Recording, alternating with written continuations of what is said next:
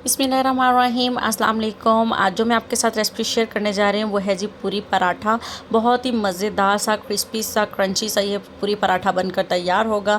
अगर आप मेरे चैनल पर नए हैं तो मेरे चैनल को जल्दी से सब्सक्राइब कर लें, बेल आइकन को प्रेस करें ताकि हर सिंपल सी रेसिपी आपको आसानी से मिल सके। तो चलिए आइए जल्दी से इस पूरी पराठे को बनाना शुरू करते हैं।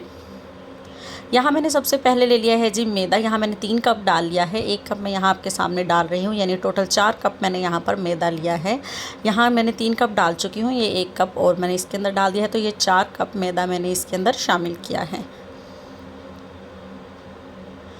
4 कप मैदा शामिल करने के बाद मैं अब इसके अंदर शामिल कर रही हूँ 1 छोटा चम्मच जो है वो नमक का। नमक ज़्यादा इस्तेमाल नहीं करेंगे। नमक डालने के बाद हम इसको अच्छी तरह से मैदे में मिक्स कर लेंगे, घी और पानी डालने से पहले, ताकि नमक जो है वो अच्छी तरह से सारे मैदे में मिक्स हो जाए। इसमें कोई ज़्यादा इंग्रेडिएंट्स जाने वाले नहीं हैं, बस नमक, घी और पानी और मैदा। हमें ये सिर्फ 4 चीज़ें चाहिए हैं एक मज़ेदार से पूरी पराठा बनाने के लिए।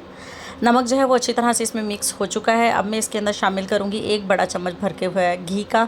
घी ही शामिल करेंगे, घी का इस्तेमाल करेंगे हम पूरी पराठे बनाने के लिए। इससे बहुत ही खस्ता से, क्रंची से और मज़ेदार से, फ्लेवरफुल से हमारे जो हैं वो पूरी पराठा बनेंगे।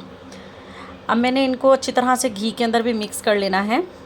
मैदे को मैंने पहले घी में भी अच्छी तरह से मिक्स किया है। अब थोड़ा थोड़ा पानी डालकर, यहाँ पर आप टैप वाटर या जो पीने का पानी है वही लेकर, उसके अंदर नॉर्मल पानी है ये, उसके साथ जैसे हम नॉर्मल आटा गूंदते हैं उसी तरह से हम इसके डो तैयार करेंगे। लेकिन उस डो जैसे हम नॉर्मल आटा गूंदते हैं उससे थोड़ा सा ज़्यादा सॉफ्ट रखेंगे इसको। थोड़ा थोड़ा पानी करके डालेंगे, ज़्यादा एकदम से पानी नहीं डालेंगे वरना बहुत ज़्यादा ये चिपचिपा सा हो जाएगा। तो अब यहाँ पर देखें ये कुछ इस तरह से हो चुका है। अब हमें पानी की ज़रूरत नहीं है। तकरीबन 1 कप पानी मेरा यहाँ पर लगा है इसको गूंदने में। अब हमने बिल्कुल भी पानी का इस्तेमाल नहीं करना है। अब तब तक हम इसे गूंदेंगे जब तक कि हमारे हाथ को खुद नहीं छोड़ देता। तो यहाँ देखें चिपचिपापन जो है वो ख़त्म हो चुका है। तो यहाँ पर 1 चम्मच जो है वो मैं और घी का इस्तेमाल करी हूँ, यानी टोटल 2 चम्मच जो है वो घी के इसके अंदर जाएंगे। अब घी लगाकर भी हम इसको अच्छी तरह से नीट कर लेंगे। तकरीबन 2 से 3 मिनट के लिए हम इसको अच्छी तरह से गूंद लेंगे और ये एक सॉफ्ट सी हमारा जो है वो आटा बनकर तैयार हो जाएगा। 2 से 3 मिनट ही गूंदेंगे, ज़्यादा हमें इसे गूंदने की भी ज़रूरत नहीं रहेगी। तो अल्हम्दुलिल्लाह जी, यहाँ पर देखें जी आटा जो है वो हमारा सॉफ्ट सा गूंद कर तैयार हो चुका है। अब मैं इसको एक बाउल में निकाल रही हूँ। तो यहाँ पर आप देख सकते हैं कितना सॉफ्ट और मज़ेदार सा हमारा जो आटा है वो यहाँ पर गूंद कर तैयार हो चुका है, बहुत ही कम चीज़ों के साथ। अब हम इसे रेस्ट देंगे जी 20 मिनट का। 20 मिनट के बाद मिलते हैं। तो यहाँ पर 20 मिनट हो चुके हैं। अब मैं इसको निकालूंगी। आप देखें पहले से ज़्यादा सॉफ्ट आटा हो चुका है। इतना ही सॉफ्ट होना चाहिए है, वरना अगर थोड़ा सा भी हार्ड होगा तो हमारे जो पराठे हैं, पूरे पराठे जो हैं वो बहुत ही सख्त बनकर तैयार होंगे।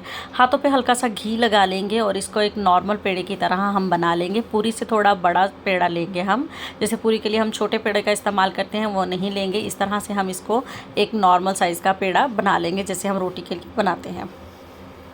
तो अब मैंने यहाँ पर मैट पर जो है वो 4 पेड़े फ़िलहाल मैंने कर लिए हैं। हल्का सा घी लगाएंगे और हाथों की मदद से, ये देखें आटा इतना सॉफ्ट है कि आपको यहाँ पर बिल्कुल भी बेलन का इस्तेमाल करने की ज़रूरत नहीं पड़ेगी। हाथों की मदद से ही हम अच्छी तरह से इसको राउंड कर लेंगे। तो यहाँ देखिए मैंने इसको बेल लिया है। इसके ऊपर जो घी है वो अब हम थोड़ा सा और लगाएंगे,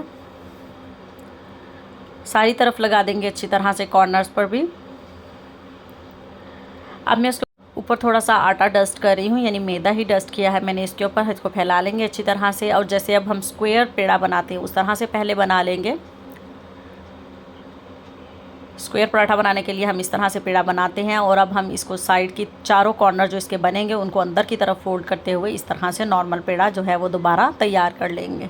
राउंड ही बनेगा ये, लेकिन उसको हमने इसलिए किया है ताकि अंदर से बहुत ही क्रिस्पी और लेयर वाला जो हमारा जो पराठा है वो बनकर तैयार होगा, क्योंकि आज हम बना रहे हैं पूरी पराठा। तो ये देखिए जी, उसी पराठे को उसी बॉल को हम लोग जो है वो दोबारा से इस तरह से हाथों की मदद से ही राउंड कर रहे हैं। देखिए बिल्कुल भी सख्त नहीं हुआ है, घी ही हम लोग हाथों पर लगाया हुआ है और बहुत ही आराम से हमारा जो है वो बेल कर तैयार हो चुका है। अब आपने उंगलियों की मदद के साथ इस तरह से छोटे छोटे होल कर लेने हैं इसके अंदर, क्योंकि हमने थोड़ा बल वाला बनाया है ताकि अंदर तक जो है वो ये पक जाए। तो यहाँ पर ये तैयार हो चुका है। घी मैंने गर्म होने के लिए रखा है। तो चलिए अब इसको फ्राई करते हैं। तो यहाँ पर जो है घी हमारा अच्छी तरह से गर्म होना चाहिए है, मीडियम फ्लेम से हाई ही होना चाहिए हमारा, क्योंकि पूरी हम डालते जाएंगे और निकालते जाएंगे। तो यहाँ पर देखिए इस तरह से आप इसको घुमाते हुए फ्राई करेंगे, एक बहुत ही अच्छा सा कलर भी आ जाएगा और क्रिस्पी सा हमारा पूरी पराठा जो है वो मिनटों में बनकर तैयार हो जाएगा। तो अल्हम्दुलिल्लाह जी, ये देखें इसी तरह बाकी भी बनाते हैं।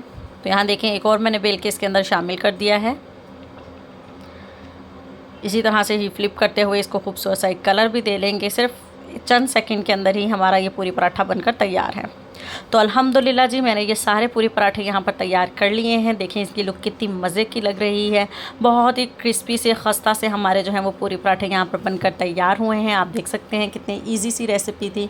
और अब मैंने इसके साथ बनाए हैं जी चने, और आप लोग भी इंजॉय कर सकते हैं हलवा के साथ, चने के साथ, चिकन के साथ, किसी भी चीज़ के साथ आप इसको इंजॉय कर सकते हैं। उम्मीद करती हूँ आज की रेसिपी आप लोगों को ज़रूर पसंद आई होगी। वीडियो अच्छी लगे तो वीडियो को लाइक ज़रूर कर दीजिएगा और कमेंट करके अपना फीडबैक देना बिल्कुल भी मत भूलिएगा। और चैनल पर नए हैं तो चैनल को सब्सक्राइब ज़रूर कर लीजिएगा। तो ये देख सकते हैं आप कितना सॉफ्ट, कितना मज़ेदार सा हमारा जो पराठा है वो यहाँ पर बनकर तैयार हुआ है। आप इसकी लेयर्स भी चेक कर सकते हैं। तो मिलते हैं आपके साथ अब नेक्स्ट किसी अच्छी रेसिपी के साथ। अपना बहुत सारा ख्याल रखिएगा, दुआ में याद रखिएगा। अल्लाह हाफिज़।